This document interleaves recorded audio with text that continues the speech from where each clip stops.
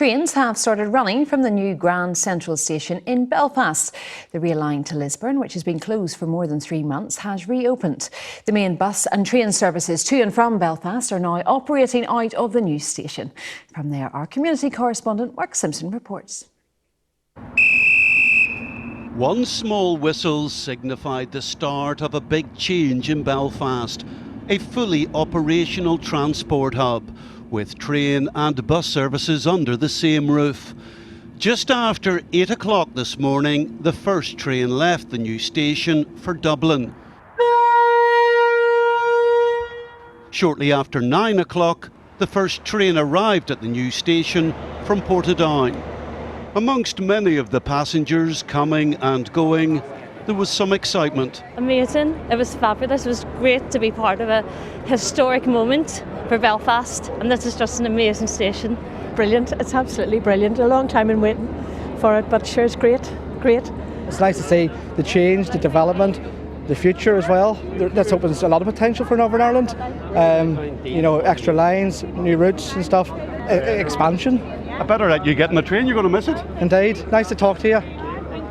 He was getting on to a train. Getting off one was the Infrastructure Minister, John O'Dowd. This is a hugely significant day for public transport, for Belfast and indeed the wider region. It's about the future. It's about saying to everyone out there, we have a modern public transport system and we encourage you to use it when you can. Driving a car around parts of Belfast these days isn't easy, and this weekend the road behind the new station, Durham Street, was closed. It won't open again for another year.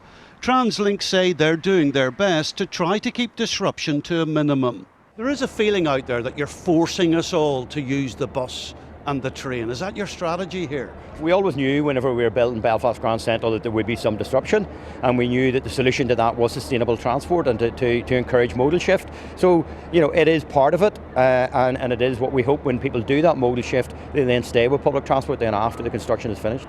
Calling it Lisburn, Lurgan. The next challenge comes tomorrow, the first Monday morning rush hour. Mark Simpson, BBC Newsline at Grand Central Station. The first rail arrivals into Grand Central Station this morning, the 9:15 from Portadown. Only a few minutes out, tabs perhaps being kept on this train more than most because of the momentous day, not to mention who was on board. Very comfortable journey this morning, a very pleasant trip. A lot of excited people on the train, it has to be said, who wanted to be part of that historic day, the opening of Grand Central Station to rail traffic. So another good day for public transport.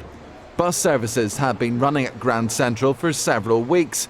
These 8 rail platforms are now fully operational too. It's anticipated this station, the largest of its kind on the island of Ireland, could cater for up to 20 million passenger journeys each year.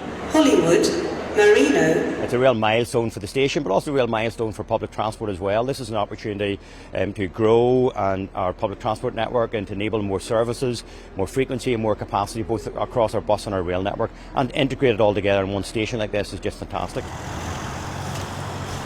As part of the wider public realm works around the station, Durham Street, including the Boyne Bridge, has been closed. A campaign has been underway to retain the 1930s structure. The square outside will be called Saltwater Square, which is what the old bridge used to be called, the original bridge. And a lot of the arts and heritage that will be done around it will have a nod to all of the heritage that there is around the area, including the Boyne Bridge.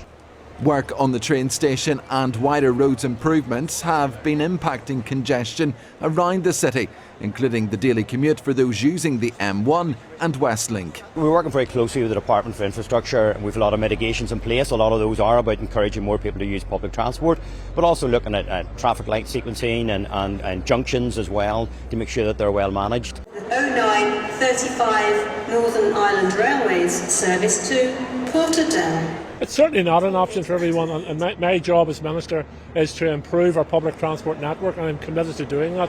But if it is an option for you, get on the bus, get on the rail services, and I've no doubt you'll be pleasantly surprised.